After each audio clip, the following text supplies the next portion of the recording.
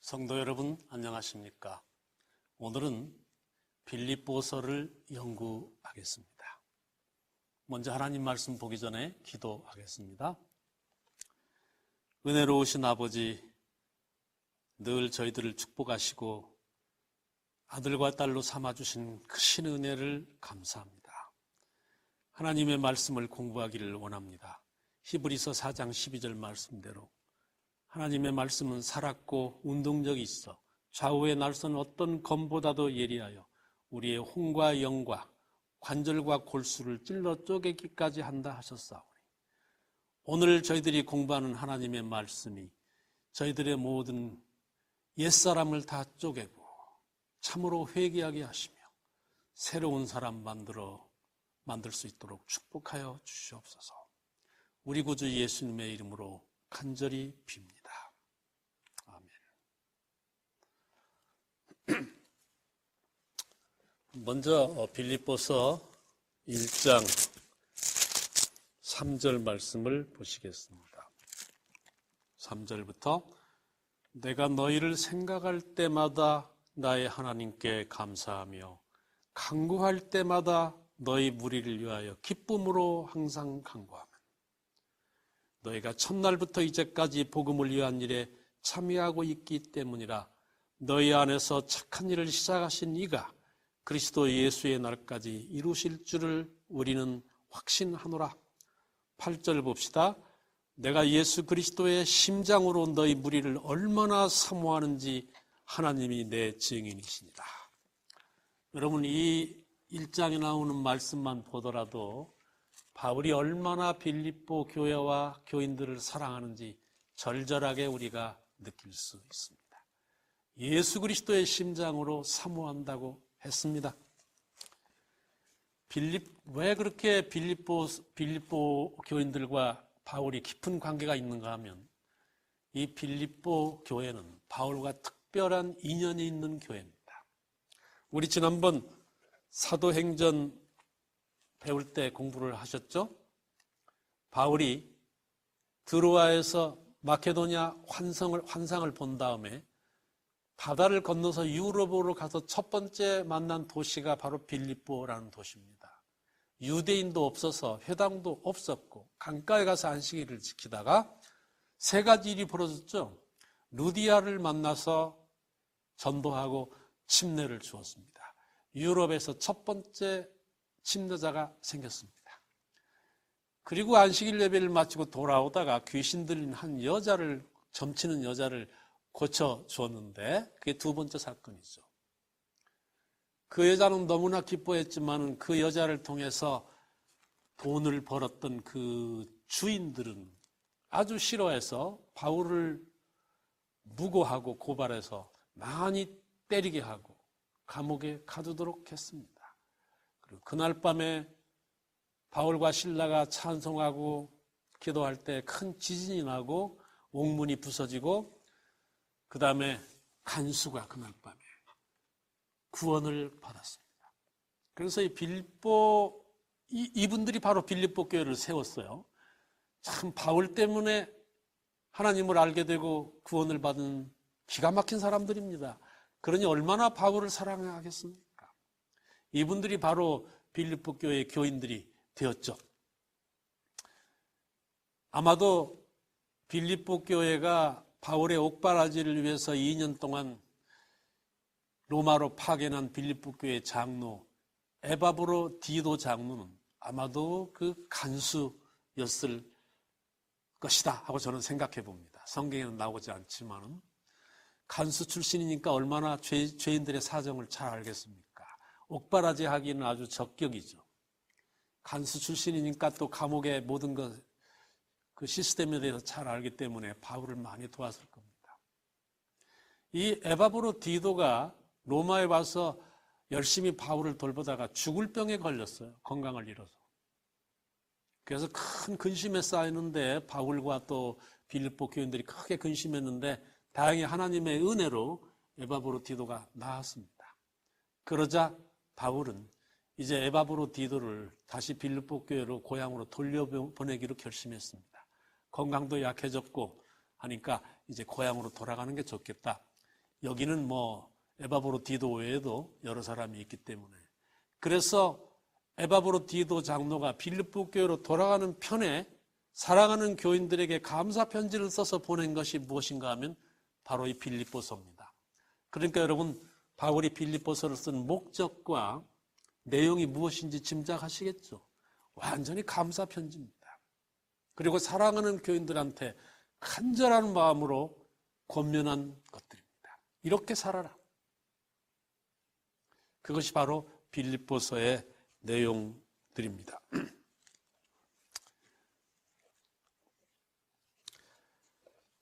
빌립보서의 구조는 4장으로 되어 있는데 아주 간단합니다. 거의 다 감사예요. 1장은 감사와 권면하는 말씀이 있고요. 2장은 그렇게 사랑하고 고마운 빌립보 교인들에게 간절한 마음으로 권고하는 그리스도인의 삶은 이런 것이다. 그렇게 정말 말해주고 싶어서 권면하는 것이 2장의 내용입니다. 3장은요. 아무리 평안하고 아름다운 교회도 늘 이 말썽을 일으키는 사람들이 있긴 마련입니다. 이 빌립보 교회에도 율법주의자들도 있고 완전주의자들도 있었어요. 그래서 이 율법주의자들에 대해서 권면하고 또 완전주의자들에 대해서 권면하고, 그것이 바로 3장의 내용입니다. 4장은 바울이 결론적으로 사랑하는 교인들에게 꼭 하고 싶은 말을 한 것이 우리 4장의 내용입니다. 그럼 우리 1장부터 한번 살펴보시겠습니다. 1장은 바울의 감사와 해주고 싶은 영적 교훈이 나옵니다. 먼저 바울은 깊은 감사를 표하고 있습니다. 우리가 읽었지만은 내가 너희를 생각할 때마다 하나님께 감사한다. 간구할 때마다 정말 기쁨으로 간구한다.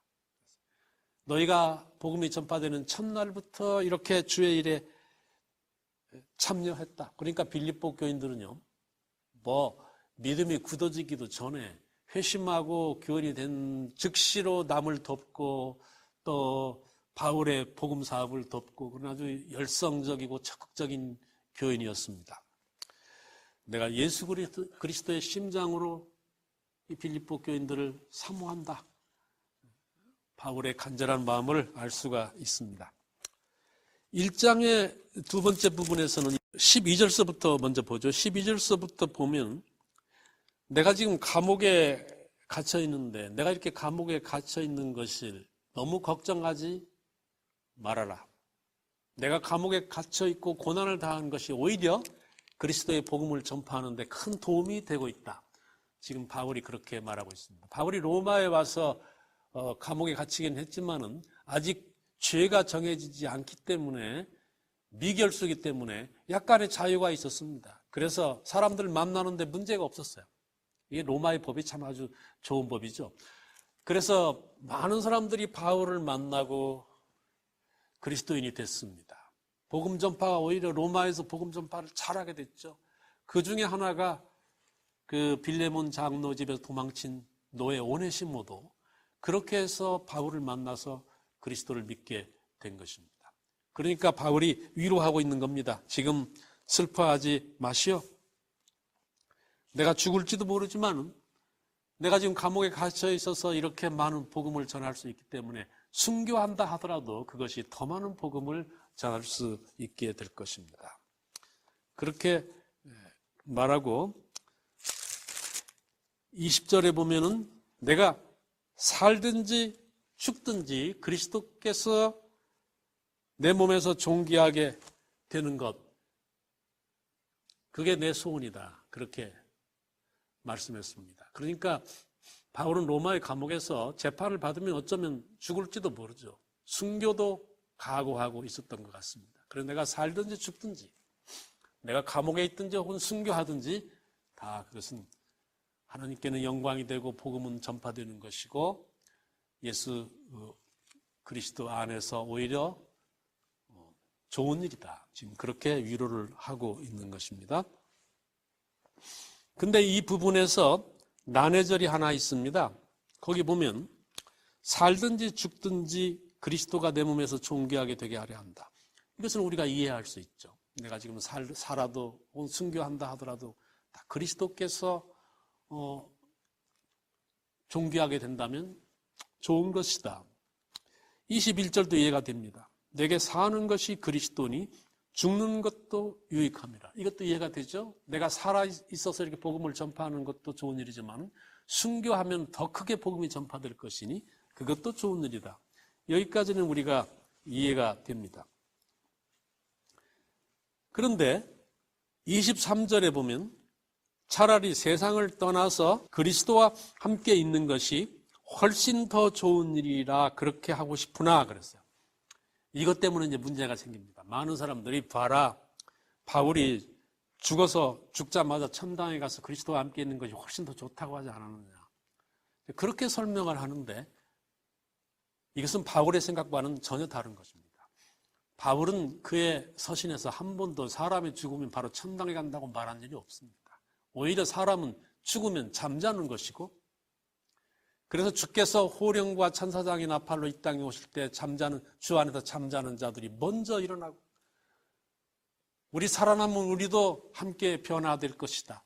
그때 부활이 있을 것이다. 그렇게 말씀했지, 한 번도 죽으면 천당에 가서 그리스도와 함께 있다. 그렇게 말한 일은 없습니다. 우리가 데살로니가 고린도전서 15장 7절이나 데살로니가전서 4장 16절 이후부터 보면 바울이 죽음에 대해서 어떻게 생각했는지, 부활에 대해서 어떻게 생각했는지 잘 나옵니다. 잠잔다고 그랬어요. 그러다가 부활한다고 말씀했습니다. 그렇다면 내가 세상을 떠나서 그리스도와 함께 있는 것이 훨씬 더 좋은 일이, 이건 무슨 말인가? 이 세상을 떠난다는 말은 이제 순교를 바울은 의미하겠죠. 내가 순교한다 하더라도, 내가 세상을 떠난다 하더라도 그리스도와 함께 있는 것이 훨씬 더 좋은 일이다. 개인적으로는. 다시 말하면 내가 세상을 떠나서 다음에 뭐가 사실은 있어야 되는가 하면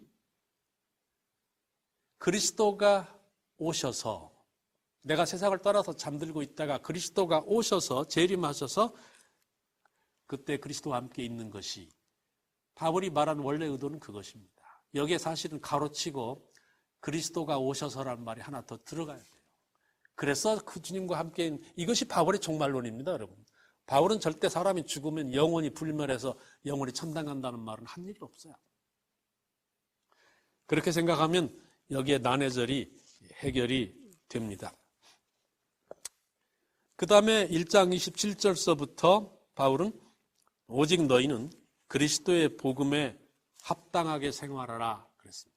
복음에 합당하게 생활하라. 이것이 바로 성화입니다. 복음으로 우리는 즉각 구원을 받아요. 그거는 우리가 의심하면 안 됩니다.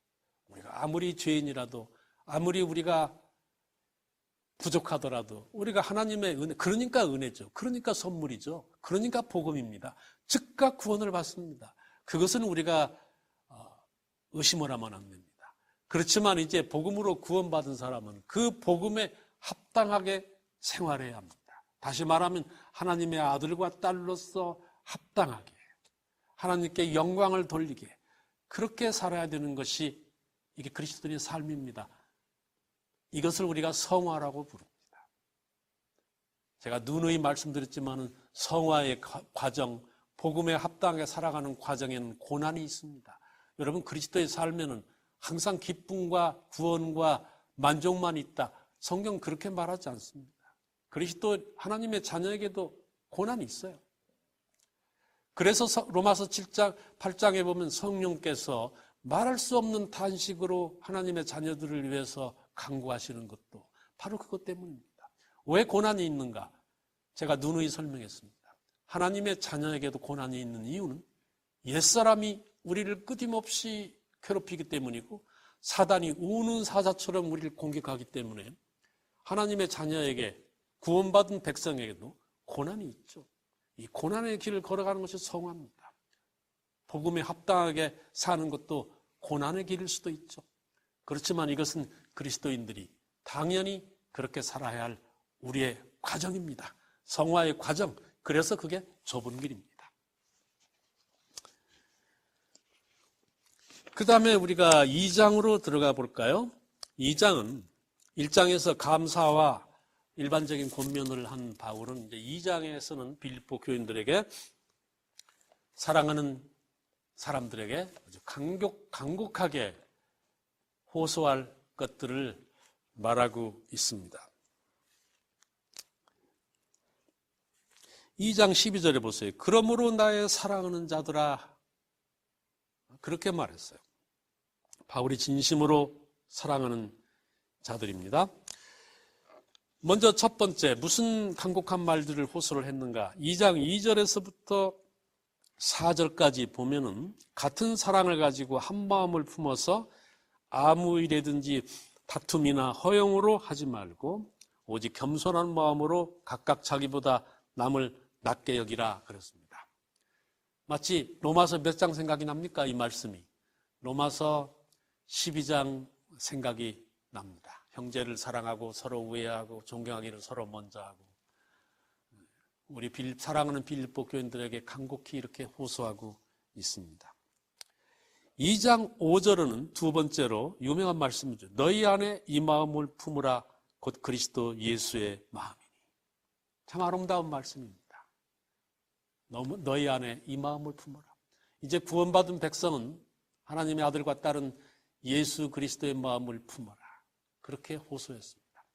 예수 그리스도의 마음이란 어떤 것이냐? 그 다음에 설명했죠.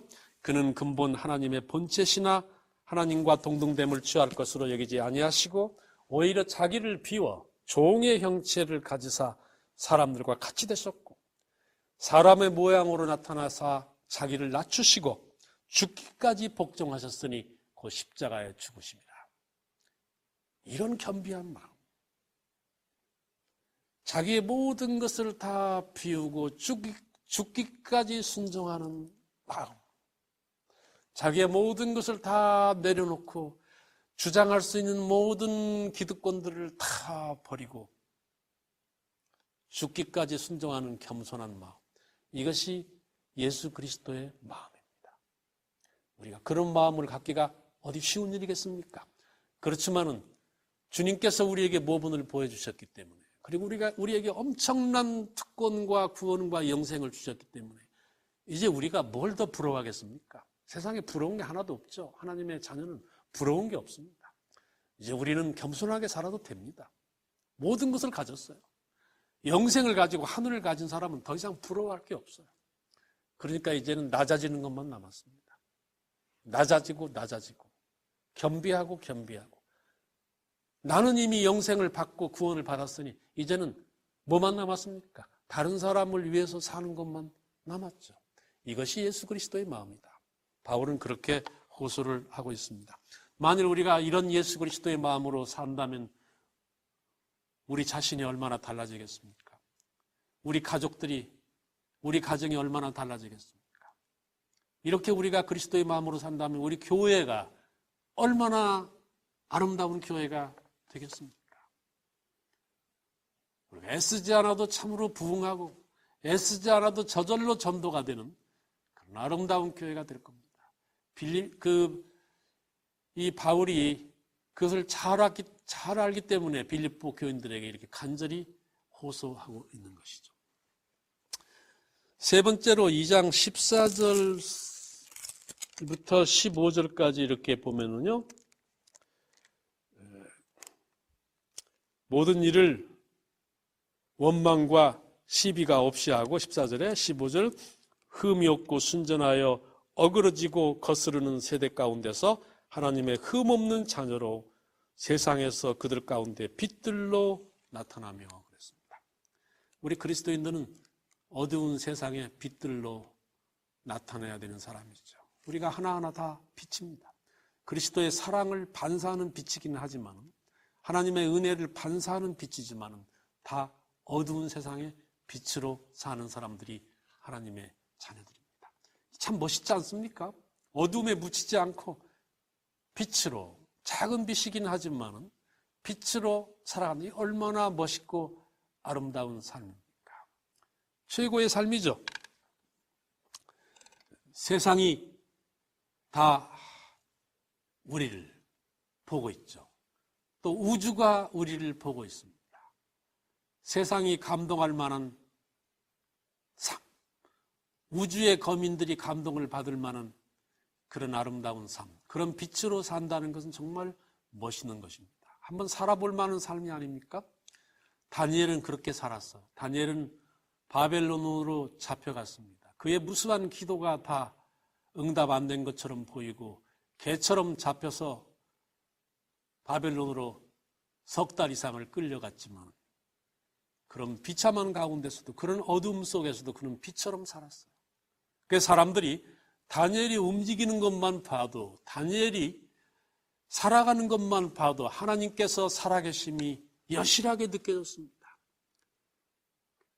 그래서 다리오 왕 같은 사람도, 이방의 왕도 다니엘을 부를 때 그냥 다니엘아 부르지 않고 앞에 하나 더 붙였습니다.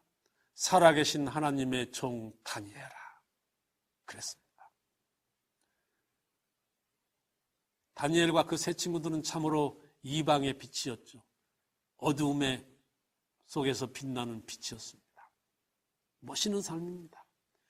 여러분, 우리도 그렇게 살면 우리 가족이, 우리 이웃이 우리를 보고 하나님의 사랑을 깨닫는다면 우리가, 우리 교회가 얼마나 아름다운 빛이 되겠습니까? 바울은 그것을 간절히 호소하고 있습니다. 3장을 보시겠습니다. 3장에는 혹시라도 빌립보 교회 안에 이런 극단주의자들이 있었는지는 모르겠습니다만 주변에 있었을 것입니다. 그래서 빌립보 교인들이 거기에 넘어가지 않도록 두 가지 것을 경계하고 있습니다. 하나는 율법주의에 대한 경계고 하나는 완전주의에 대한 경계입니다. 어떤 교회도 어느 시대에나 다 이 두 극단이 있었습니다. 이 두 극단은 겉으로 보기에는 참 그럴듯하지만은 복음에 치명적으로 해를 끼치는 두 가지의 생각입니다. 바울은 그 두 개에 대해서 삼가고 경계하라고 그렇게 권하고 있습니다. 첫 번째로 율법주의에 대한 경고를 좀 보겠습니다. 바울은 율법주의에 대해서 아주 극단적인 말을 하고 있습니다. 2절에 보면은 개들을 삼가고 행악하는 자들을 삼가라 그랬습니다. 여러분, 너무 지나친 말 아닙니까? 성경에서 개들은 아주 악한 사람을 말할 때 쓰는 것이고 행악하는 자도 그렇습니다. 그런데 율법을 지켜야 된다고 말하는 사람을 이렇게 말하는 것은 너무 지나친 것이 아닐까요? 그런데 바울은 그렇게 말할 만한 이유가 있었습니다. 지금까지 바울에게 있어서 가장 큰 고초는 사실은 육체적인 강의 위험, 바다의 위험보다도 이 율법주의자들이 바울이 전한 성경의 복음을 망치는 것이 그에게 가장 큰 고통이었어요. 그들은 천사 같은 사람들이었지만 그들이 율법을 지켜야 된다고 말하는 것은 옳은 것처럼 신자들한테 보였어요. 신자들이 무엇이 틀렸냐고 물어볼 만큼 참 구분하기 힘든, 잘못이 없는 것처럼 보였습니다. 그러나 바울은 그 율법주의자가 여러분 뭘 말합니까? 율법을 지키고 하나님 그것을 말하는 것이 아니라 율법을 지켜야 구원이 있다는 것을 말해요. 그걸 율법주의자라고 그래요. 율법은 우리가 사랑하고 또 율법은 좋은 것이죠. 바울이 로마서 7장에 말한 대로 율법은 선하고 아름다운 것입니다. 율법 자체가 악한 것이, 나쁜 것이 아니죠. 그건 하나님이 주신 것이기 때문에. 그러나 그 율법을 사용해서 하나님의 은혜를 허사로 만드는 것이야말로 바울이 보기에는 악한 것이었어요. 행악이었습니다. 그것은 아주 선한 것처럼 보이면서도 결정적으로 복음을 허사로 만들어버려요. 그래서 바울이 이렇게 심한 말을 했습니다. 그래서 율법주의자들을 조심해라. 그건 정말 선한 것 같아도 그리스도의 피를 헛되게 만드는 것이고 하나님의 은혜를 버리게 만드는 것이기 때문에 전혀 복음이 아니다. 그러니 거기에 넘어가지 않도록 주의하라. 사랑하는 교인들에게 그렇게 말합니다. 이게 이제 첫 번째 극단이고요. 두 번째 극단이 뭔가 하면 반대입니다. 완전주의자들입니다. 이 완전주의자들은 왜 해로운가? 완전주의자들은 이미 자기들이 하나님의 은혜로 완전하게 되었다. 율법도 완전히 지켰다. 그렇게 말하는 사람들이기 때문에 문제입니다. 그래서 이제는 내가 이제 하나님께서 완전하게 나를 하셨기 때문에 이제는 내가 뭐 잘못하는 거 이거 다 죄가 아니다. 완전한 사람이 잘못하는 것은 이제 죄가 아니다. 그렇게 생각하기 때문에 아주 교인들을 복음에서 멀리 떠나게 만들 가능성이 많아요. 그래서 율법주의와 똑같이 해롭죠. 그래서 바울은 완전이라는 것이 무엇인지를 12절서부터 설명합니다. 그래서 성경이 말하는 완전이 무엇인가를 알고 싶은 분은 이 빌립보서 3장 12절부터를 깊이 연구해야 합니다. 바울이 완전에 대해서 뭐라고 말하는가? 완전이란 건 무엇입니까? 이것도 전부 관계입니다. 하나님의 자녀는 완전한 사람입니다. 여러분 그렇지 않습니까? 완전하지 않은 사람이 어떻게 하나님의 자녀가 될 수 있어요? 완전하지 않은 사람이 어떻게 영생을 얻을 수 있습니까? 그러니까 우리가 만약 하나님의 자녀라면 완전한 사람이죠. 어떤 사람이 하나님의 자녀인가? 요한복음 1장 12절에 보면 영접하는 자 곧 믿는 자들에게는 하나님의 자녀가 되는 권세를 주셨어요. 하나님의 자녀는 하나님께서 완전하게 보는 사람이 하나님의 자녀입니다. 그래서 우리가 완전을 생각할 때 인간적인 윤리적인 완전, 도덕적인 완전, 거짓말 한 번도 하지 않고 한 번도 화내지 않고 그런 걸 생각하면 안 됩니다. 성경의 완전은 하나님께서 어떤 것을 완전하다고 생각하시는가, 그것이 중요한 것입니다. 그래서 여기 봅시다. 무엇이 완전인가? 완전한 사람은 뭐라고 말하는 사람인가 하면 내가 이미 얻었다 함도 아니요. 바울은요, 자기가 죄인 중에 괴수고 참 공고한 사람이지만은 날마다 참 죽는 사람이지만은 그러면서도 구원받은 완전한 사람이라고 생각한 사람입니다. 바울이. 왜냐하면 완전하지 않으면 우리가 구원받는 사람이 아니에요.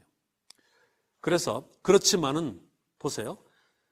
완전한 사람이라는 것은 하나님 앞에 아무 흠도 없다. 온 우주가 흠 잡을 게 하나도 없다. 그런 걸 말하는 게 아닙니다. 하나님께서 완전하다고 보신다는 걸 말하는 거죠. 하나님께서 완전하게 보시는 사람은 어떤 사람이냐? 이미 얻었다 함도 아니고 12절에 온전히 이루었다 함도 아니다. 그러니까 하나님의 자녀, 즉 하나님께서 완전하게 보시는 사람은 자랑하는 사람이 아닙니다. 나는 완전하다. 나는 이미 다 얻었다. 나는 이미 다 달성했다. 그렇게 말하는 사람이 아니라는 겁니다. 오직 내가 그리스도 예수께 잡힌 바 된 그것을 잡으려고 달려가노라.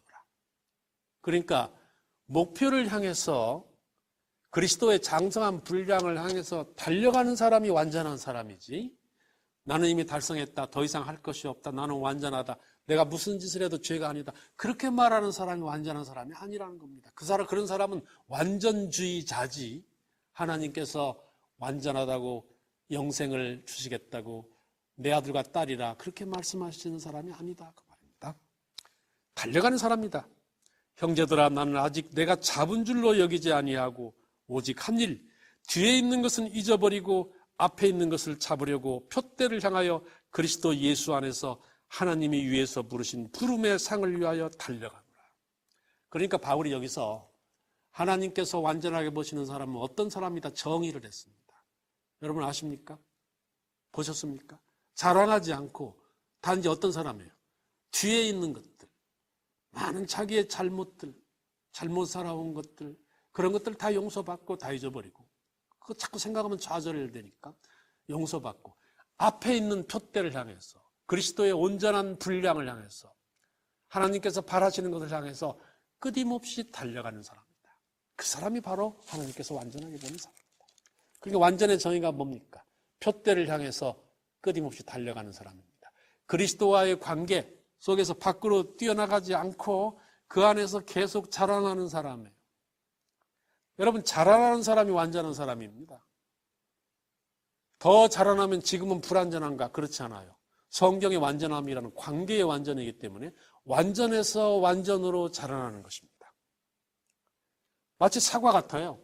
6월의 사과가 시고 먹을 수 없고 상품 가치가 없지만은 사람들이 보기에는, 과수원 주인이 보기에는 6월의 사과도 완전합니다.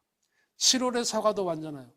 태풍에 떨어지지만 않으면, 벌레에게 먹히지만 않으면 6월의 사과 속에서 과수원 주인은 10월의 빨갛고 아름다운 사과를 보는 것입니다. 그래서 6월의 사과도 완전하죠. 사과는요, 완전해서 완전으로 자랍니다. 과수원 주인이 보시기에. 우리의 완전도 마찬가지죠. 하나님의 관계 속에 있기 때문에 우리가 지금은 우리 부족하지만은 관계 속에 있으면 하나님께서 그걸 완전이라 보시기 때문에 완전에서 완전으로 우리는 매일 자랍니다. 이게 성화입니다, 여러분. 그래서 성화나 완전은 우리가 구분하기가 힘들어요.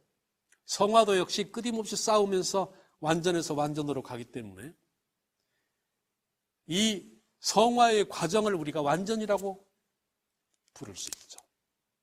그래서 3장의 후반부는 바울이 이 완전주의자의 해독에 대해서 어떻게 대처할지를 말씀하고 우리 교인들에게 완전이란 이런 것이다, 그렇게 확실하게 가르쳐 주고 있습니다. 15절에 보세요.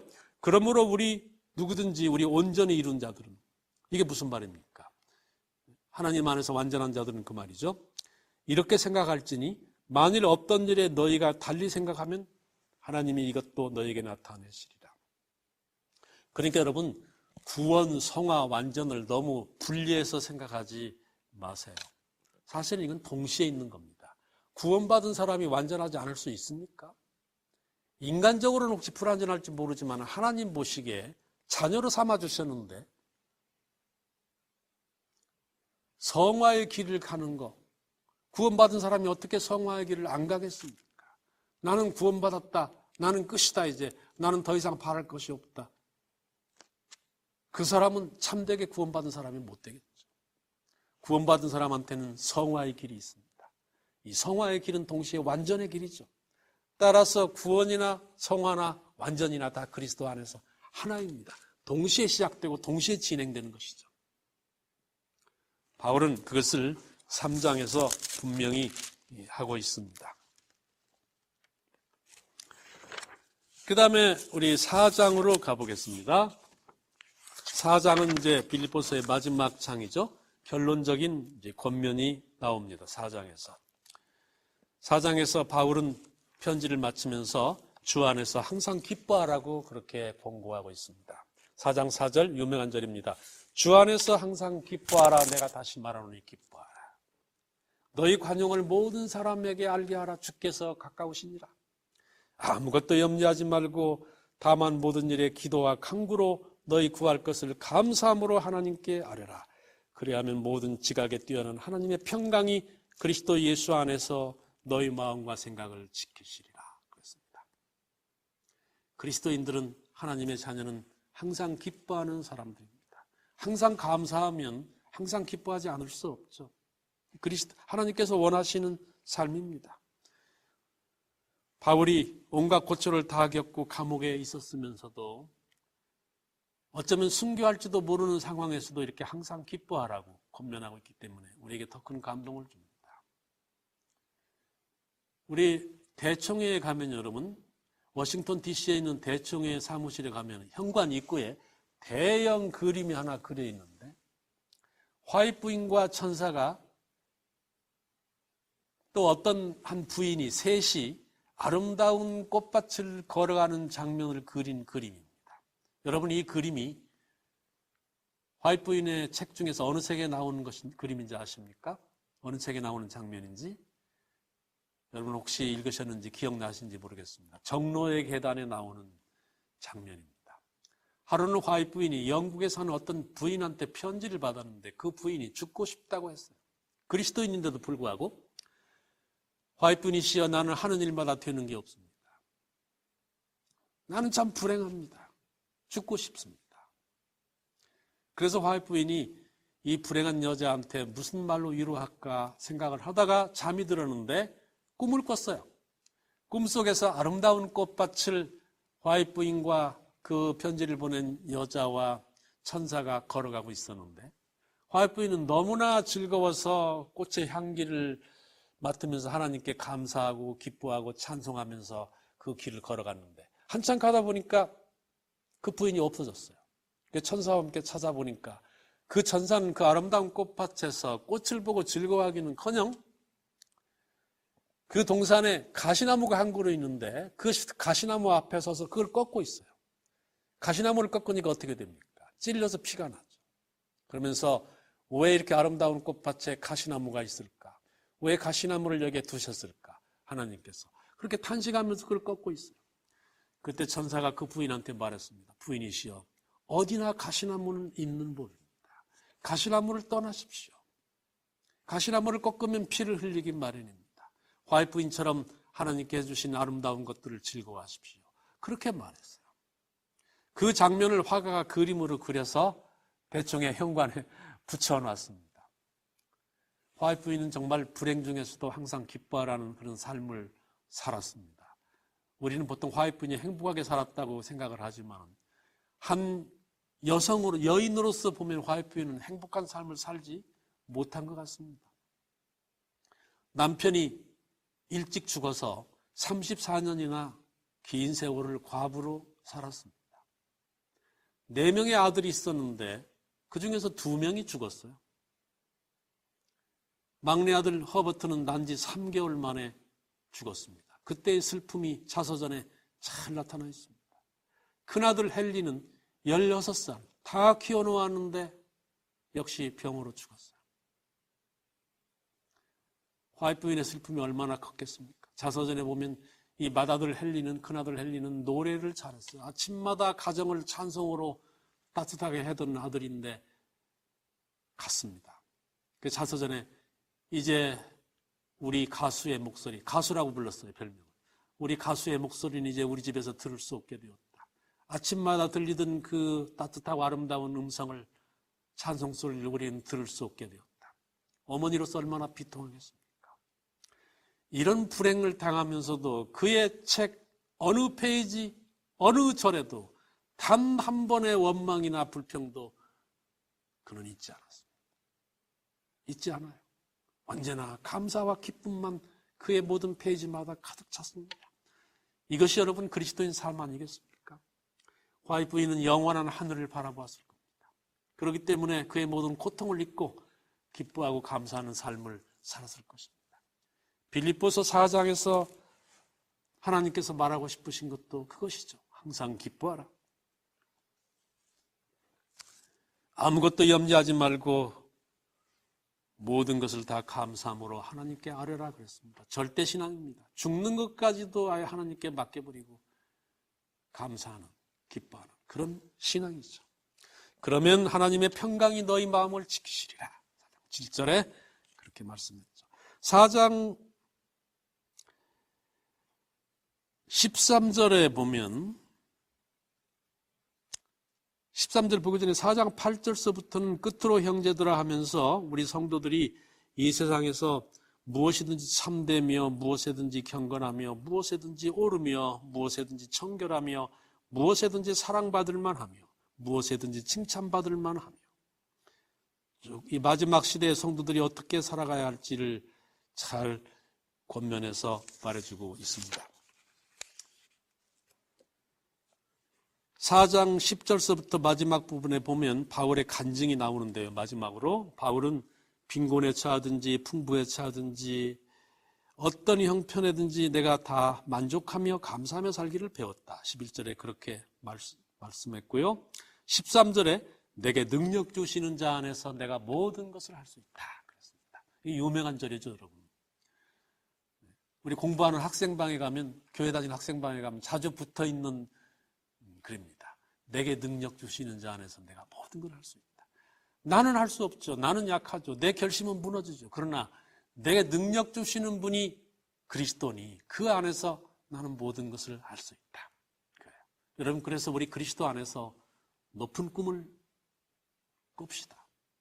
우리는 달성할 수 없는 꿈이지만 그러나 그리스도 안에서는 모든 것이 가능하니 우리 그리스도 안에서 높은 꿈을 꿉시다. 자기를 변화시키는 꿈, 교회를 변화시키는 꿈, 가족을 변화시키는 꿈, 세상을 변화시키는 꿈, 우주를 감동시키는 꿈, 얼마든지 높은 꿈을 그리스도 안에서 우리는 꿀 수가 있습니다. 그것을 가능하게 하실 분이 바로 하나님의 아들이십니다. 바울이 그렇게 높은 꿈을 꾸었기 때문에 세상은 변했죠. 우리도 그렇게 높은 꿈을 그리스도 안에서 가지면 세상은 변할 겁니다. 그것이 바울이 마지막으로 한 말씀입니다. 여러분, 빌립보서는 4장으로 된 짧은 서신입니다.